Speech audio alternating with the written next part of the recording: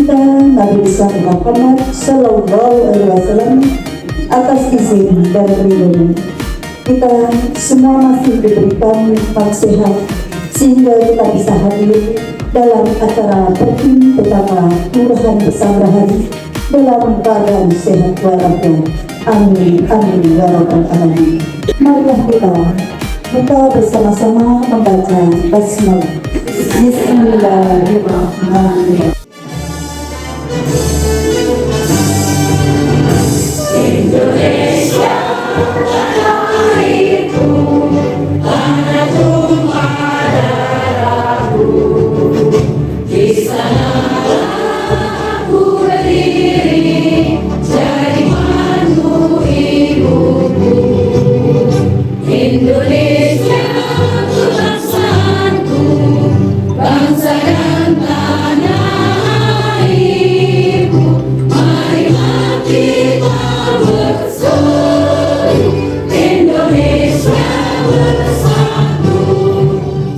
Doa yang dipimpin oleh Ibu Hajah Syirianisi Amal Sukatna, waktu dan tempat kami persilahkan.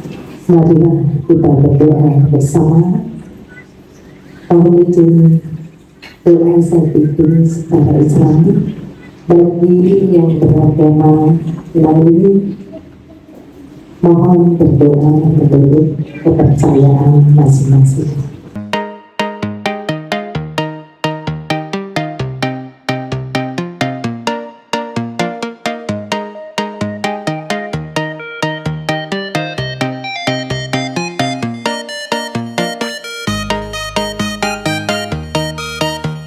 Terima kasih. Assalamualaikum warahmatullahi wabarakatuh.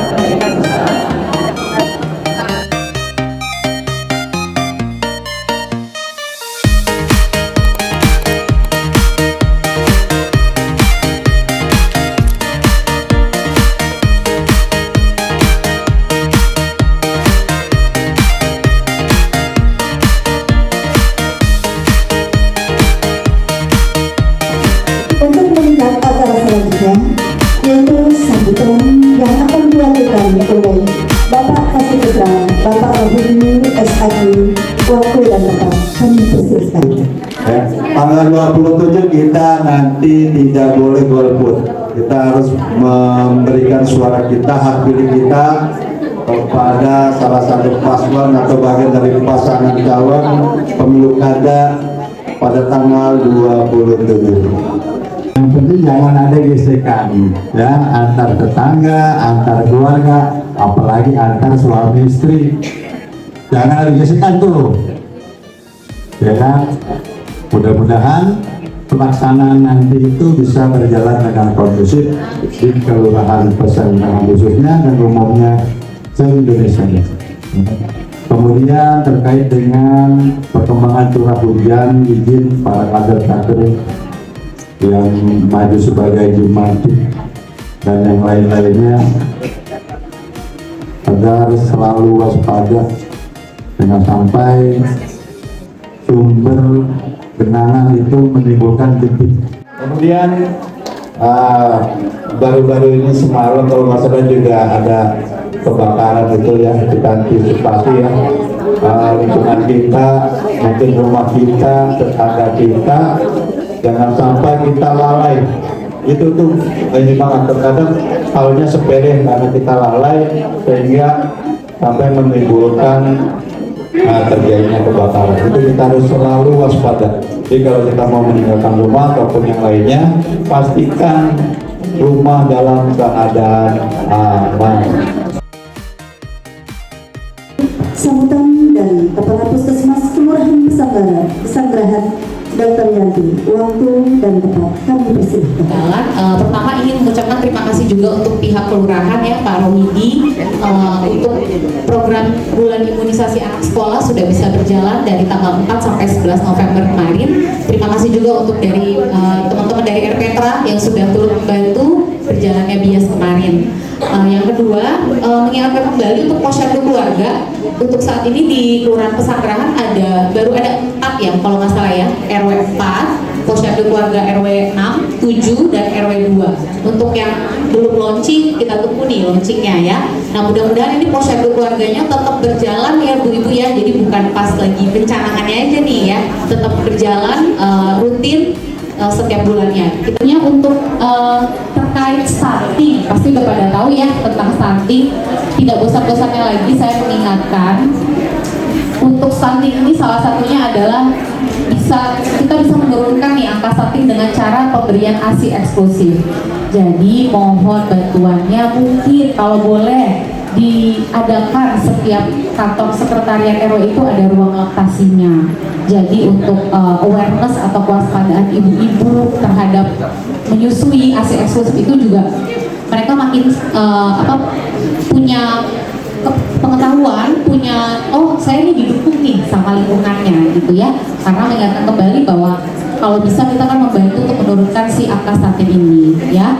Nah, untuk selanjutnya mengingatkan kembali juga untuk besok izin Pak Lurah yang saat ini diwakili Pak Rohidi, untuk besok ada kegiatan MMD Musyawarah Masyarakat Desa hari Jumat tanggal 15 November 2024 di sini Pak izin ya, jam 1 siang. Jadi untuk para ketua RW, ibu-ibu RW yang udah dapat undangan boleh diteruskan ke Pak RW-nya ya, Bu Ibu ya, RW 1 sampai 8 dan undangan yang sudah disebar.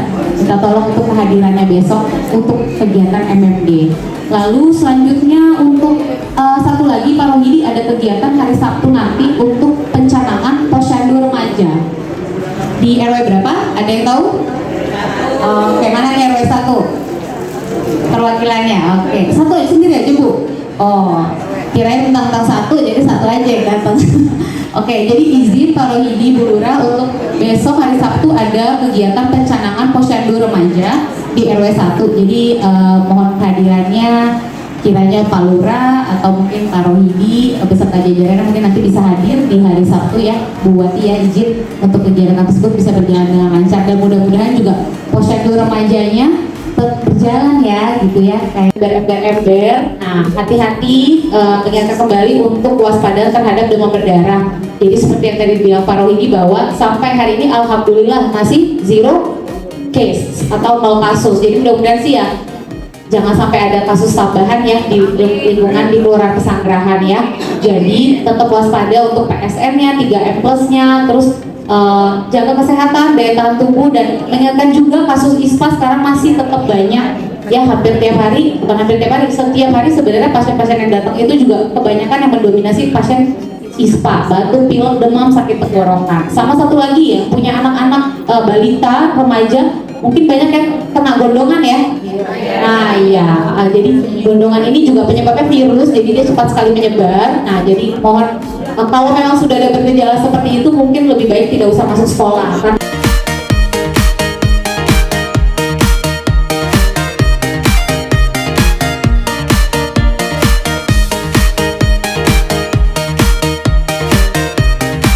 Untuk acara selanjutnya yaitu acara penyuluhan dari Dr.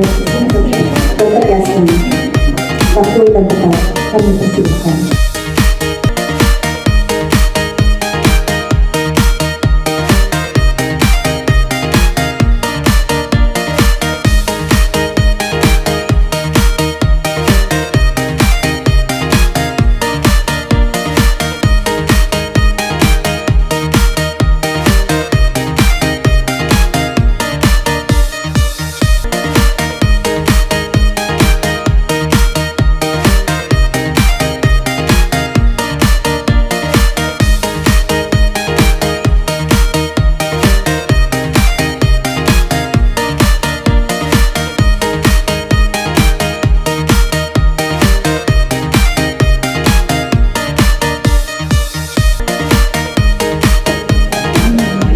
Acara akan dilakukan yaitu sambutan dari Ketua Tim Penggerak PKK Kelurahan Pesanggerahan kepada yang terhormat Ibu Tika Julani. Waktu dan tempat kami persilakan.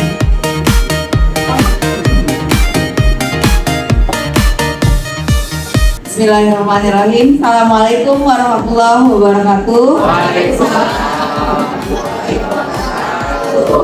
Apa kabar PKK?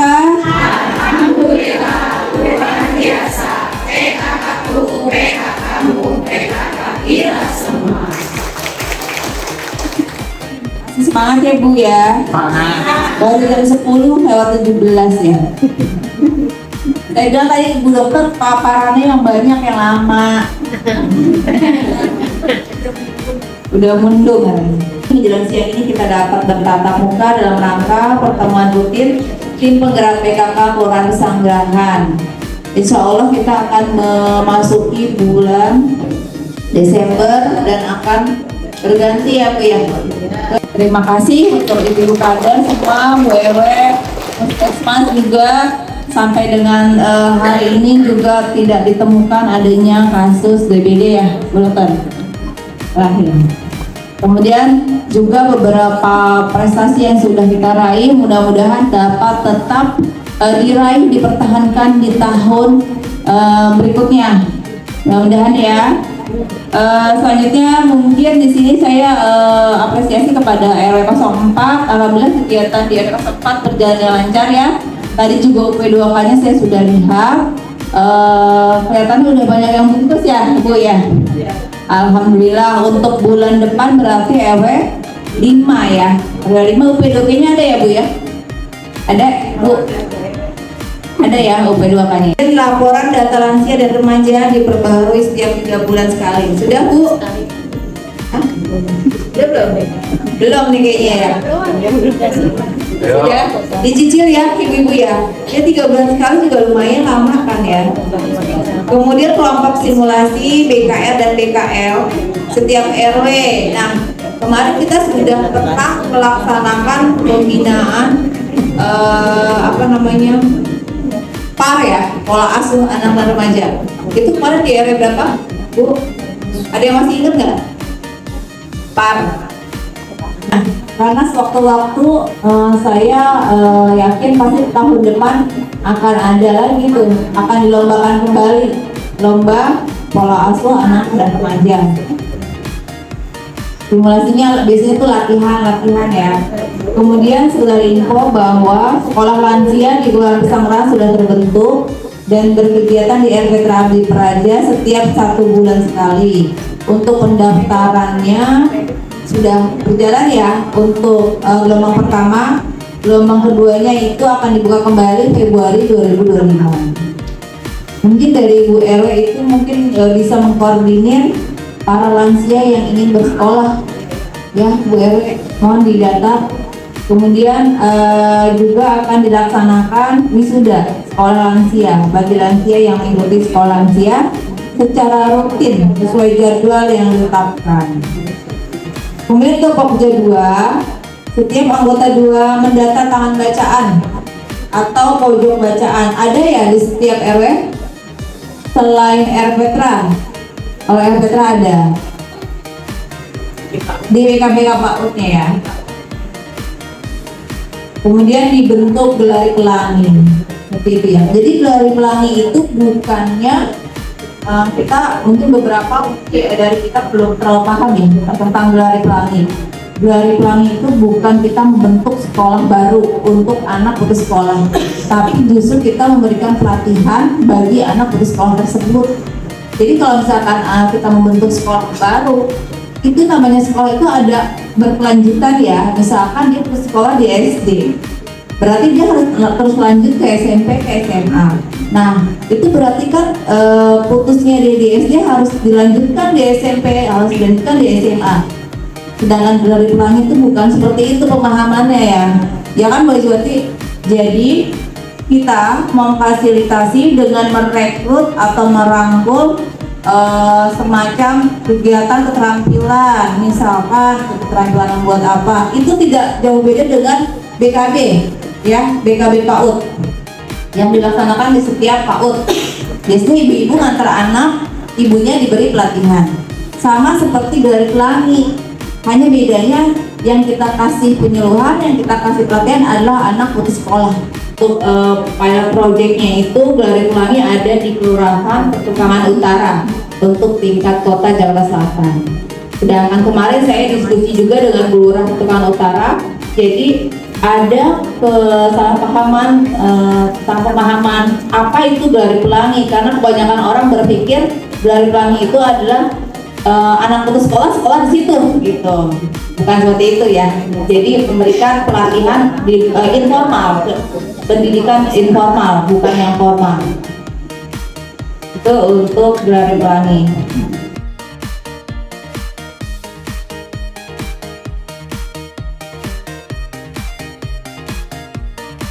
Dan pengelola Poktan RW 03 Bu RW, berarti Bu RW punya Poktan juga.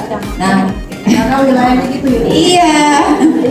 Jadi Bu RW ada PR tambahan. Jadi selain di wilayah sendiri, wilayah kelurahan, halaman kantor kelurahan juga jadi masuk ke Poktan RW 03. Dan kecamatan juga. Kecamatan juga termasuk Bu RW nambah. Iya, tambah banyak alhamdulillah ya. Pokja 4 persiapan untuk membuat nama kader di tahun 2025 terdiri minimal 6 kader. Ini maksudnya gimana nih?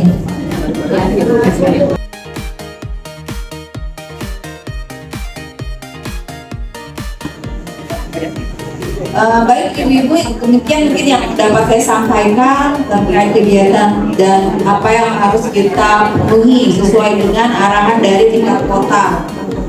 Mungkin ada pertanyaan dari ibu semua? Apa yang sedang dilaksanakan di wilayah? Hal-hal baru apa? Apakah ada inovasi di wilayah? Nanti jika memang ada misalkan di kelompok PKK RW 2 nih ya, Bu RW bikin inovasi terkait Pokja 4. Berarti kan sasarannya posyandu ya, balita. Ini nanti tolong, sekarang itu lagi giat-giatan medsos ya dokter ya. Karena Pak PJ kita yang baru ini, kemarin saya rapat, judul rapatnya itu mengelola kolom komentar pada akun media sosial. Nah itu judul rapat yang beda dari biasanya ya. Jadi media sosial itu sangat jadi titik concernnya Pak PJ Gubernur kita sekarang. Jadi apapun kegiatan beliau itu dimension ke kita ada di wilayah mana nih misalnya.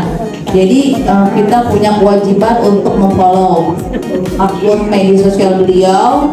Kemudian jika memang ditemukan oleh beliau ada sesuatu yang kurang beres di wilayah Pesanggerahan misalnya, itu diposting sama beliau ya. Kemudian dimention itu di tag misalkan kelurahan Pesanggerahan.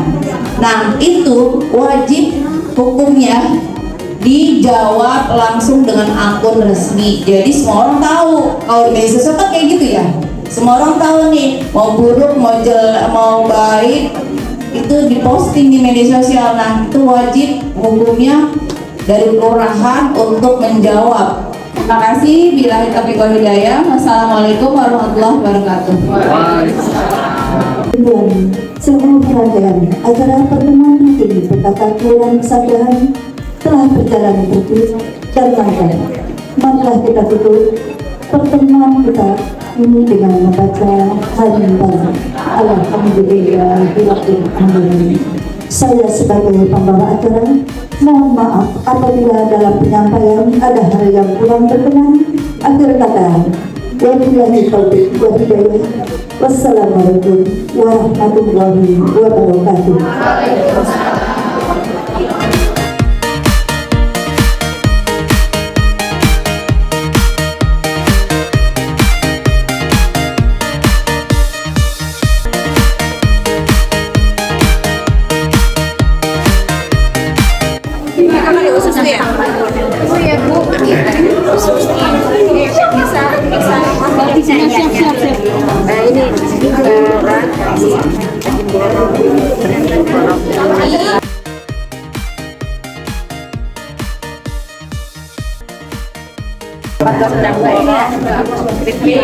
Ini delicious.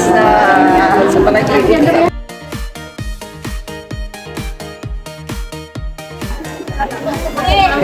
Kemana? Belanjaan saya.